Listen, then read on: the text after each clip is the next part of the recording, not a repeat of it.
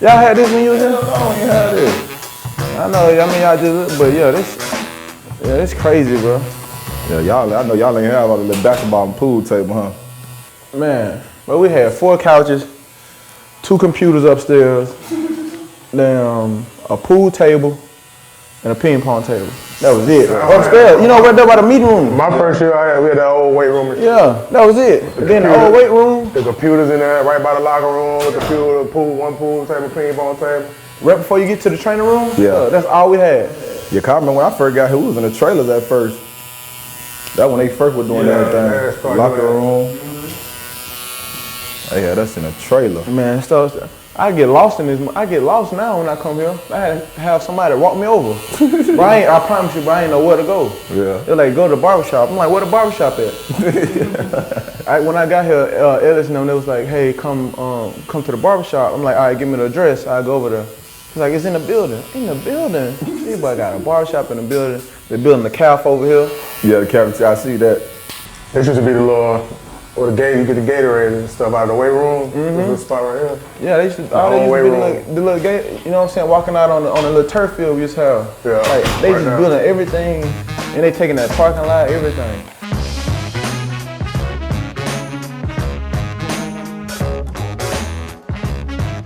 Then now everything is different too, cause like I talked to the guys in the weight room.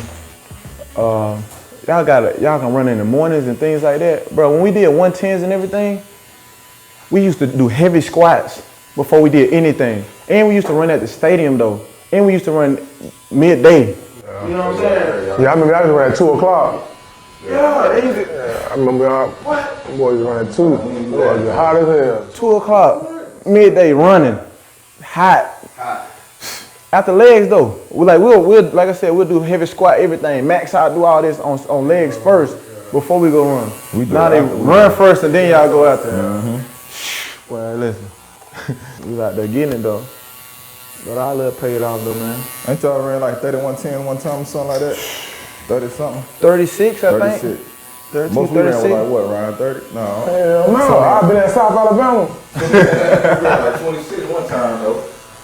You remember that? We were like 24, 22, 24 We ran, yeah. Listen. He kept making us run. You put your hand, you lean over, that one don't count. I'm talking about everybody though. It's not, you know what I'm saying? Everybody can stand up, but if it's one person lean over, anything bent over, that one don't count. We got to go back and get it. You didn't make your time, that one don't count. We got to go back and get it. But we used to have, I had to hold up people. Don't lean over, just lean on me. That's like type stuff we had to do, you know what I mean? Yeah.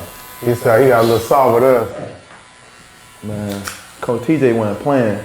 Willie Carr, hands behind the line. I remember Coach Martin. Go! They weren't playing with us, boy. Like, we had a walk off the field one day. Remember, he said, hey, I'm tired of this.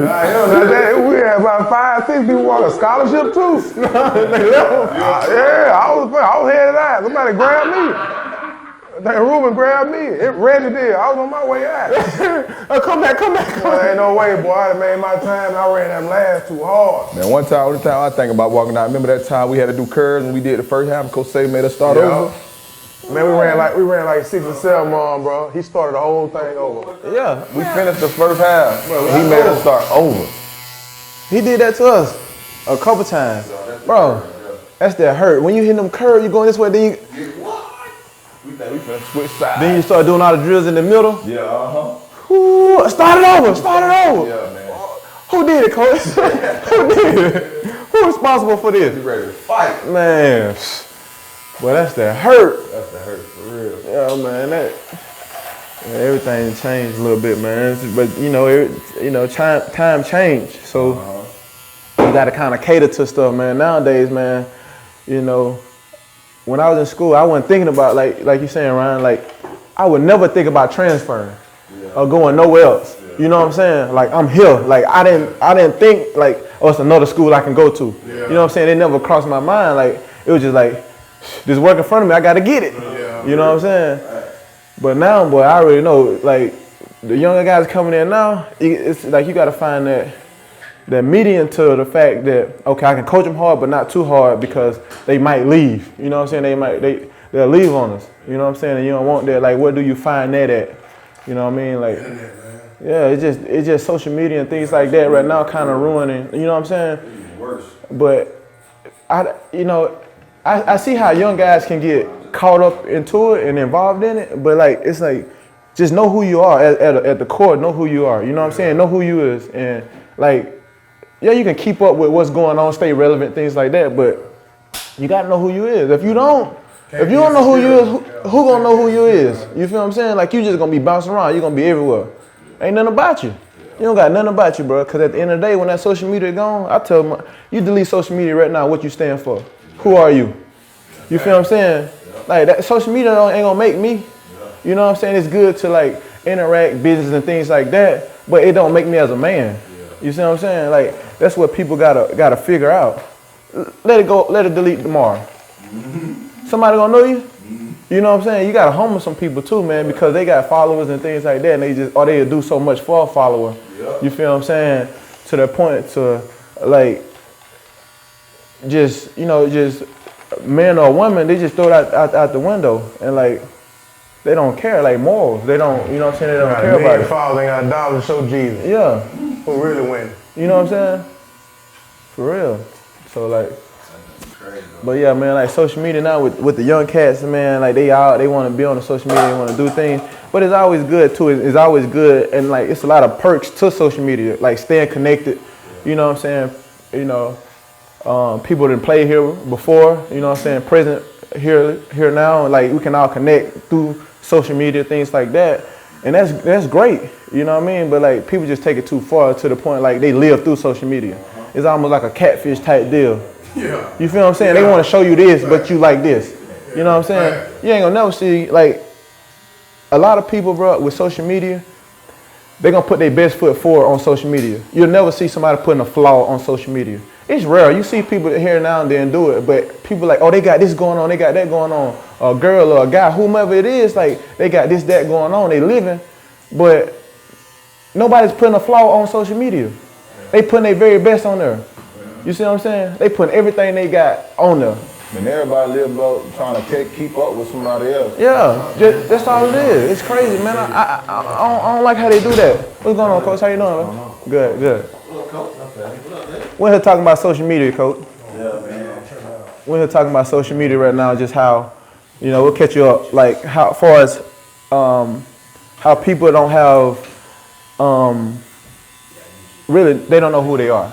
You know what I'm saying? They're everywhere. They're trying to find who they are with social media. And I was telling Ryan, he was like the 110s was hard. You know, a lot of guys leave and think about transferring. I was like, when I was here, I never thought about transferring or leaving or anything like that because it's like I signed up to come here. I'm gonna put that work in, you know, and I'm here. I'm not running. I'm not doing anything. I'm competing, whatever. So, and that's what we got to the social media thing. And it's like a lot of young people.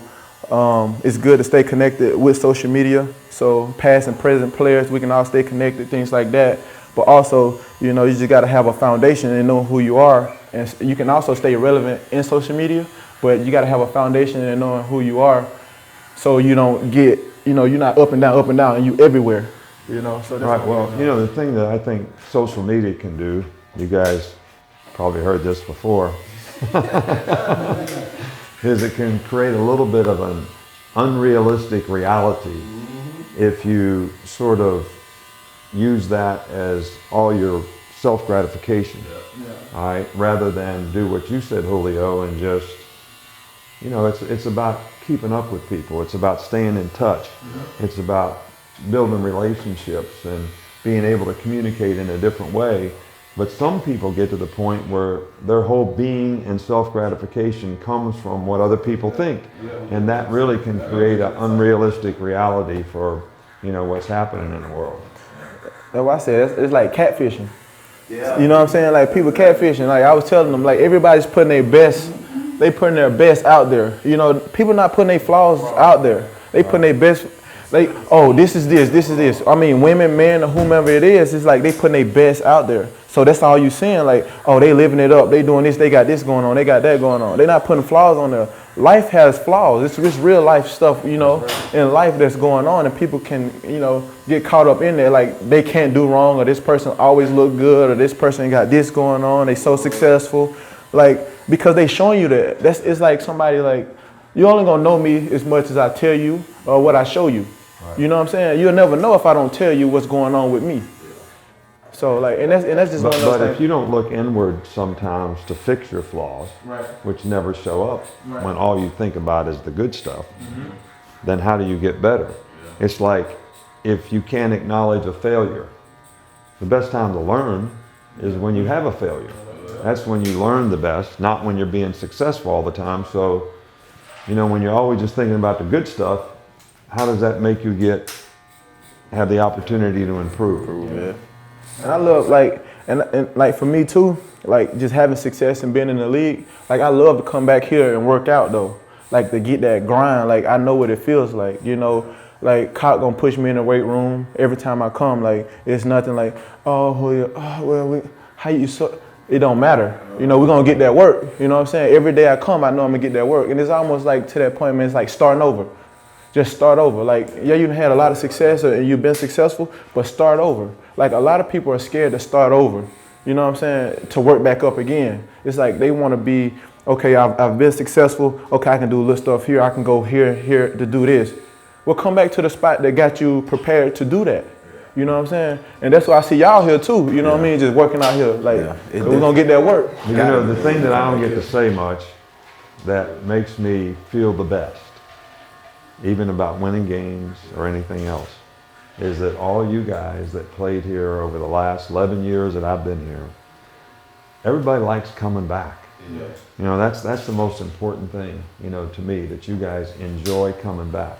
That means you had great experience here, you like the people here, you appreciate some of the people who helped you here, you come back to help the next guy, and that spirit sort of makes it special.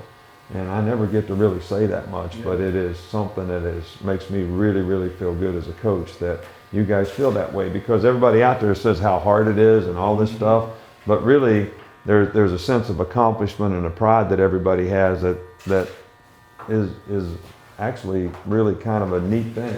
Yeah, and to your point too, like people do say it's so hard and things like that, but I love it. That's what's going to separate you in the NFL. You know, you make it to the next level, you still got to work hard. Like at the end of the day, you're your own boss. You know, you're gonna go out there, like you got to get your own massages. You know, you got to eat properly. You got to get the right amount of rest. You got to hydrate. You got to do all these things on your own. But being here at Alabama, like it taught me all that. You know, and to be able to keep playing. I'm going into my 8th year in the league, you know, and just being healthy. Like, that's the key to it, bro. Like, hard work. Like, as long as we know hard work and don't complain about it, and we know we just got to get it, it's going to pay off. You know, it's a process. It's going to pay off. I got to go hard, and it's going to pay off. You're going to be straight. You're going to be successful forever. I can't believe you've been playing for 8 years. I remember going to Foley to see him. First time I ever saw him was in the weight room. When he was, junior year or whatever, and recruiting them. Wouldn't say a word in recruiting. Oh, I don't talk. Like, you know, I listen twice as much as I speak. You know what I'm saying? Like, when I first came at coach, like, I don't talk to nobody.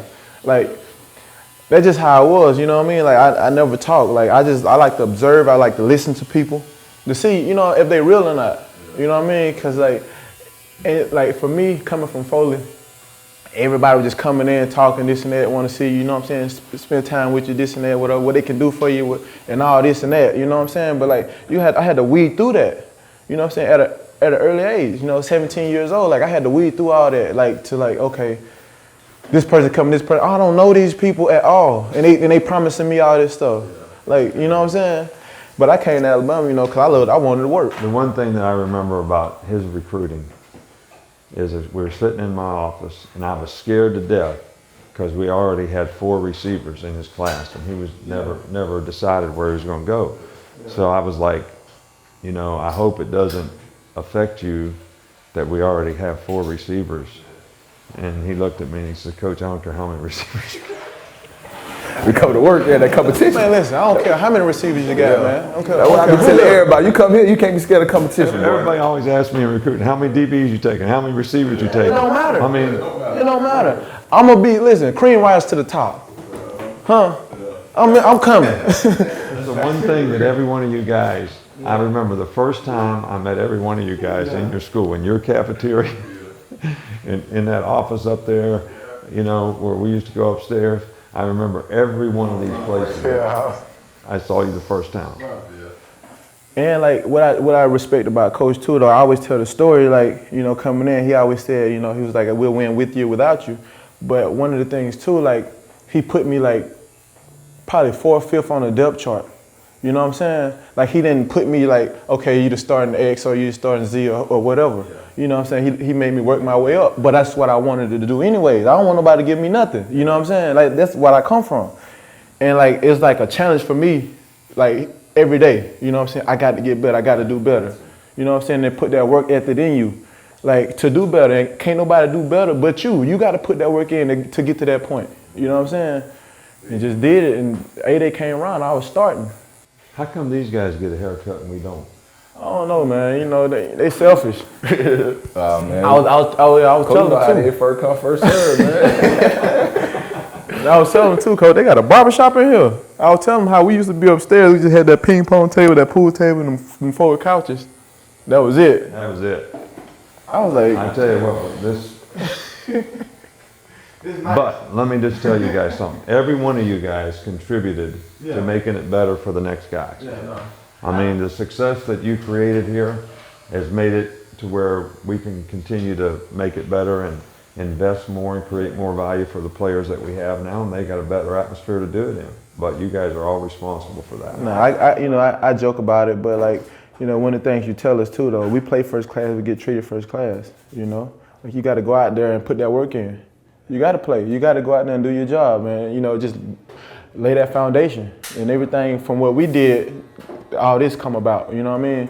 It's like, but it's just like, it's amazing where it came from to now. You know, it's like a little shack. You see a little shack, and you see a mansion. You know, it's like, but it started from right here. So it's like, I mean, it's really good though. I like it.